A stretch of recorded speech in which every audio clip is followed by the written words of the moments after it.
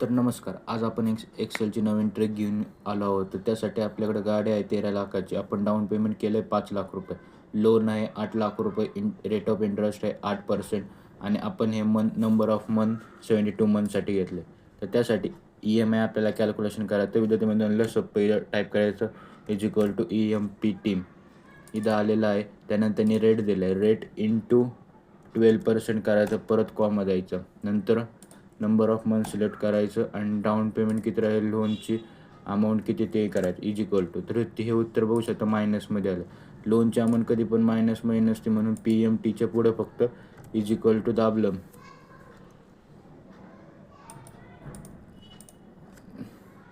तर ही amount direct प्लसमध्ये येऊन जाईल. तर बघू शकता हे असे.